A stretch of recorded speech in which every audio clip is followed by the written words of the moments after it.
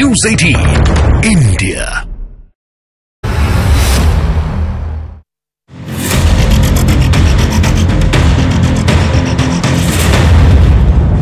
मैं हूं यतेंद्र शर्मा और आप देख रहे हैं न्यूज़ 18 इंडिया। न्यूज़ 18 इंडिया ने आपको सबसे पहले बताया था कि सरकार धन्यवाद प्रस्ताव राम मंदिर पर लेकर आने वाली है और आज वो विशेष धन्यवाद प्रस्ताव लेकर आया जाएगा।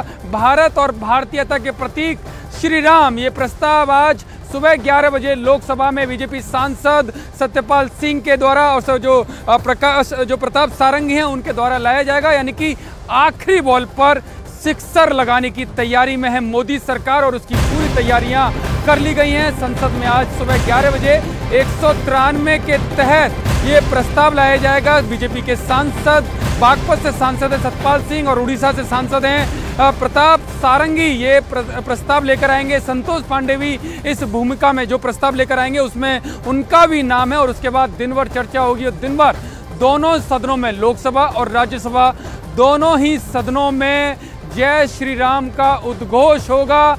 किस तरह से सरकार लाई है, क्या रणनीति है सरकार की और क्या इसका मतलब निकाला जाए, क्योंकि 9 फरवरी तक संसद का सदन, दोनों सदन चलने थे लेकिन एक दिन बढ़ाया गया और एक दिन के लिए व्हिप भी जारी कर दिया गया कांग्रेस की तरफ से भी और बीजेपी की तरफ से। यानी कि पूरा जोर जय श्री राम की रणनीति पर रहेगा। हमारे साथ हमारे सहयोगी अमित पांडे जुड़ गए। अमित, 193 के तहत ये प्रस्ताव आज लाया जाएगा जब पूरे दोनों ही सदनों में 176 और 193, लोकसभा में 193 रहेगा तो राज्यसभा में 176 रहेगा। क्या रणनीति है, आखिरकार इन नियमों के तहत सरकार क्यों प्रस्ताव लेकर आ रही है? देखिए, 193 जो रूल है उसके अंतर्गत ही होता है, शॉर्ट नोटिस होता है और सेक्रेटरी जनरल को जो भी पार्टी होती है डिस्कशन करना होता है उसको इन्फॉर्म करना होता है। तो 193 के तहत सेक्रेटरी जनरल को इन्फॉर्म किया गया है और ये संक्षिप्त चर्चा यानी शॉर्ट डिस्कशन होगा और अपने मुद्दे रखेंगे और इसमें वोटिंग की ज़रूरत नहीं होती है। तो इस रूल के तहत ये चर्चा होगी और करीब 4 से 5 घंटे तक ये पूरी चर्चा चलने की संभावना है। अलग अलग वक्ता बोलेंगे जिसका आप जिक्र कर रहे थे और अंततः पीएम मोदी यहाँ पर बोलेंगे। लेकिन इसमें सबसे ज़्यादा जो इंटरेस्टिंग बात ये है कि विपक्ष के भी सारे सांसद यहाँ पर मौजूद रहेंगे। तो ये बहुत सबकी आंखें होंगी कि भगवान राम के ऊपर जब चर्चा चल रही होगी तो उनका मत क्या होगा, उनका वक्तव्य क्या होगा।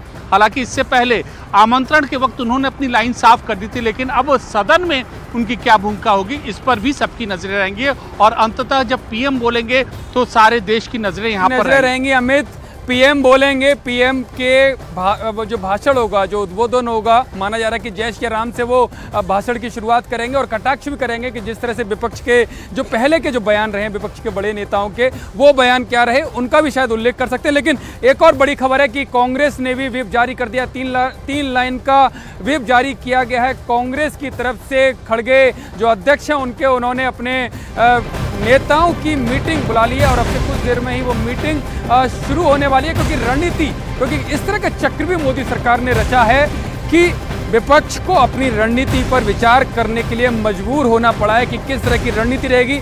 समर्थन करेंगे तो मैसेज जाएगा कि मोदी सरकार का जो फैसला है राम मंदिर को लेकर, जो आंदोलन चलाया गया, जो प्राण प्रतिष्ठा समारोह जिसका बॉयकॉट पूरे विपक्ष ने किया, तो वो उसका समर्थन करते हुए नजर आएंगे। और अगर कहीं विरोध किया तो जो जन समर्थन है उनकी भावनाओं के उलट हमारे सहयोगी अमित पांडे हमारे साथ जुड़े हुए हैं। अमित, अगर समर्थन करेंगे तो वो फंसेंगे, अगर विरोध करेंगे तब भी वो फंसेंगे, क्योंकि जो जनता की भावना है वो सबको पता है कि किस तरह से पूरे देश में प्राण प्रतिष्ठा समारोह के दौरान ज्वार उठा था। तो क्या करेंगे आखिर में? कहीं लगता नहीं है कि पूरी तरह से फंसते हुए नजर आ रहे हैं इस चक्रव्यूह में?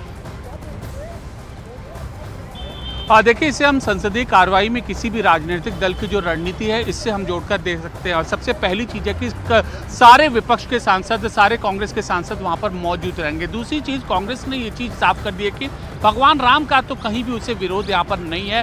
हाँ, जिस तरीके से इसको बीजेपी अपने एजेंडे के तहत, आरएसएस अपने एजेंडे के तहत बढ़ा रही है, वो उस एजेंडे का, उस लाइन का वो विरोध करती है।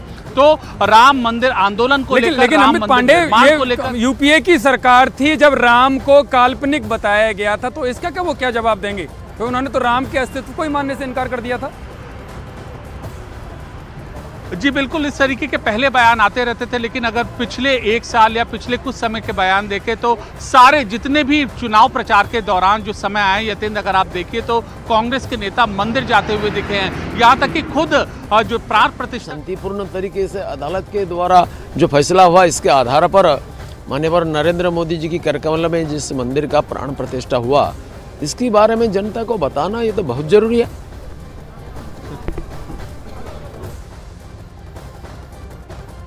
कोई प्रताप सारंगी बोल रहे थे, जो इस धन्यवाद प्रस्ताव को पेश करेंगे लोकसभा में। हमारे सहयोगी अमित पांडे हमारे साथ जुड़े हुए हैं। अमित, आप अपनी बात पूरी कीजिए। आप अपनी बात बता रहे थे कि पिछले 1 साल से पलटी मार से आई है, तब से बहुत महत्वपूर्ण फैसले लिए हैं।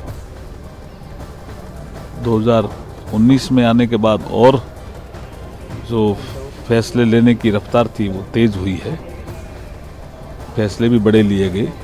अब 24 में जब तीसरा टर्म प्रारंभ होगा नरेंद्र मोदी जी का, तो फैसलों की रफ्तार भी तेज होगी, बड़े फैसले लिए जाएंगे जो देश हित में है। यही प्रधानमंत्री जी ने यहाँ कई और पब्लिक मीटिंग में भी कहा, संसद में भी कहा। लोकसभा में लोकसभा राज्यसभा दोनों सदन में राम मंदिर के निर्माण, प्रधानमंत्री की भूमिका, प्राण प्रतिष्ठा को लेकर इस पर चर्चा होने जा रहा है। देखिए, लोकसभा में रूल 193 के तहत और राज्यसभा में रूल 176 के तहत आज दोनों सदनों में ही जो राम मंदिर निर्माण का जो ऐतिहासिक महत्व है उस पर और रामलला की प्राण प्रतिष्ठा पर, उस पर आज चर्चा होगी। सदस्य अपने अपने विचार रखेंगे और मुझे लगता है कि जिस तरह से कल वाइट पेपर पे हमारे लोकसभा में जैसे अच्छी चर्चा हुई है, ऐसे ही आज भी अच्छी चर्चा होगी, ऐसा हम मानते हैं।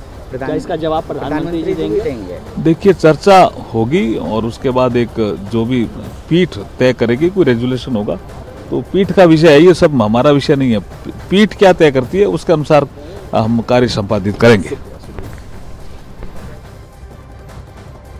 बिल्कुल, ये सुन सकते हैं आप संसदीय कार्य राज्य मंत्री और देश के कानून मंत्री हैं अर्जुन राम मेघवाल, जो कह रहे थे कि 193 और 176 के तहत दोनों ही सदनों में ये प्रस्ताव दिया गया है और राम नाम पर चर्चा होगी। और साफ है कि जो अब जो आखिरी समय यानी कि आखिरी दिन है अंतिम सत्र का, दूसरे कार्यकाल का, तो वो राम नाम से गूंजेगा और सरकार इसी एजेंडे के साथ लोकसभा चुनावों में जाएगी, क्योंकि लोकसभा चुनावों की उल्टी गिनती शुरू हो गई और यहाँ से राजनीतिक दल, जितने भी तमाम राजनीतिक दल जो सदन में हैं, वो अब इस एजेंडे में जुट जाएंगे। हमारे सहयोगी अमित पांडे हमारे साथ लगातार जुड़े हुए हैं। अमित, यानी कि साफ मैसेज है कि अब राम नाम का एजेंडा चुनावी मैदान में दिखाई देगा।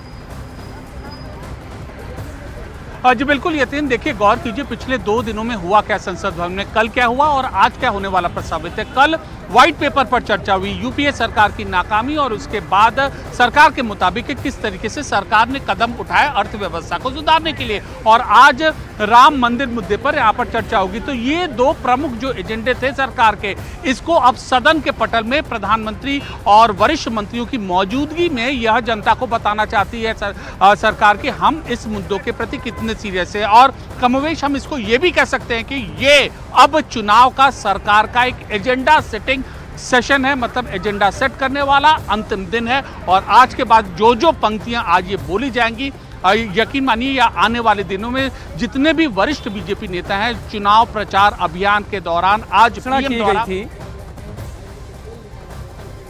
जो भारत रत्न की जो घोषणा की गई है 5 लोगों को दिए गए हैं, उसमें पूर्व प्रधानमंत्री नरसिम्हा राव को दिया गया है। उसमें ज़्यादातर लोग जो कल थे उनमें बीजेपी से कोई संबंध नहीं था। क्या ये भी एक एजेंडा रहेगा? आज इसका भी जिक्र किया जा सकता है कि नरसिम्हा राव ही थे, जब बाबरी मस्जिद गिराई जा रही थी तो वो पूजा करने बैठ गए थे, जिसकी वजह से कोई भी मैसेज फोर्सेस को नहीं मिला।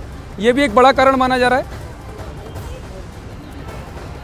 जी बिल्कुल, भारत रत्न के भी मुद्दे का आज जिक्र होगा यहाँ पर संसद भवन में। कल भी तमाम जो नेता थे उन्होंने जो धन्यवाद किया था, उन्होंने इन 3 महान शख्सियत के बारे में जिक्र किया था और पीएम मोदी ने भी खुद ट्वीट किया था। आज जब भगवान राम के ऊपर और राम मंदिर के ऊपर चर्चा होगी सदन में, तब भी इन तीनों जो नाम है महत्वपूर्ण शख्सियत है, इनका यहाँ पर जिक्र होगा।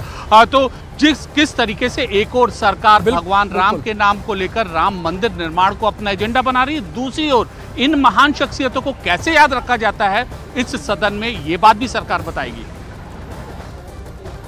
बिल्कुल इसका जिक्र सरकार बताएगी, प्रधानमंत्री नरेंद्र मोदी भी इन बातों का जिक्र कर सकते हैं। अभी प्रताप सारंगी को सुनते हैं वो क्या कह रहे हैं, क्योंकि वो भी इस प्रस्ताव धन्यवाद प्रस्ताव को पेश करेंगे लोकसभा में। अच्छा, बहुत जरूरी है, देश की जनता को सच्चाई की जानकारी होना चाहिए। जैसा अफवाह फैला जा रहा है, भगवान श्री राम को एक पापात्मा आक्रमणकारी के साथ जैसा बराबर करने की कोशिश किया जा रहा है, राम मंदिर के स्थान पर शौचालय बनाने का प्रस्ताव कुछ देने वाले भी इस देश में है। इस स्थिति में वास्तविकता क्या है, इस विषय में सारा जनता को बताना और 500 साल की संघर्ष के बाद संपूर्ण शांतिपूर्ण तरीके से अदालत के द्वारा जो फैसला हुआ, इसके आधार पर माननीय नरेंद्र मोदी जी की करकमल में जिस मंदिर का प्राण प्रतिष्ठा हुआ, इसके बारे में जनता को बताना ये तो बहुत ज़रूरी है।